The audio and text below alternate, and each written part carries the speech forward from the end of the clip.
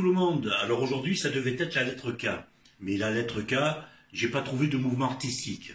Alors je me suis dit, je vais parler d'artistes. J'aurais pu parler de Gustav Klimt, Yves Klein, Kandinsky.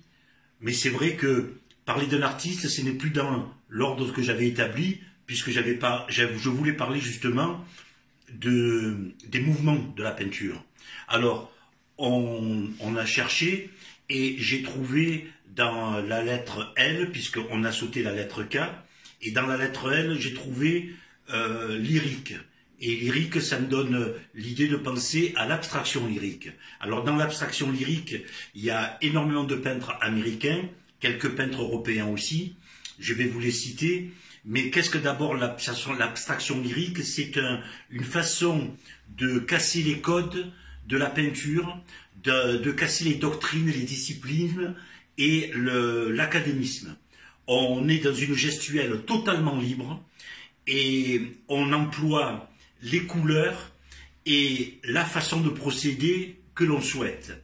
C'est vraiment une liberté.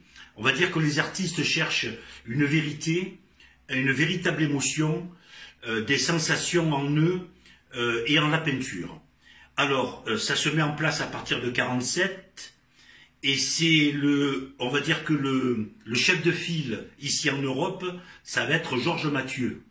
Georges Mathieu suivi de Pierre Soulages, bien entendu, Hans Hartung, Pollock, de Kooning, Rothko, Riopel. Il y en a comme ça des tas, je vous cite les principaux. Et ce sont des artistes qui ont vraiment donné la possibilité d'apporter quelque chose de nouveau en évitant toutes les disciplines et les codes, comme je vous l'ai dit. Alors, il faut savoir aussi qu'il y a une lutte importante entre l'école de Paris et la peinture, l'école de la peinture américaine.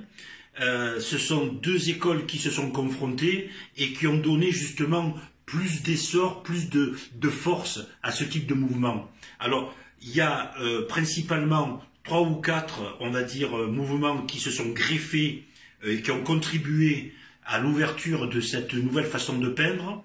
On peut parler de l'expressionnisme abstrait, l'action painting, le tachisme, le groupe Cobra qui est aussi très important. C'est en tout cas tous ces courants ont la même idée d'une peinture directe, libre, de toute atmosphère et de toute connotation mystique. Voilà, j'ai essayé de vous donner un ensemble assez rapide de ce qu'on peut appeler l'abstraction lyrique.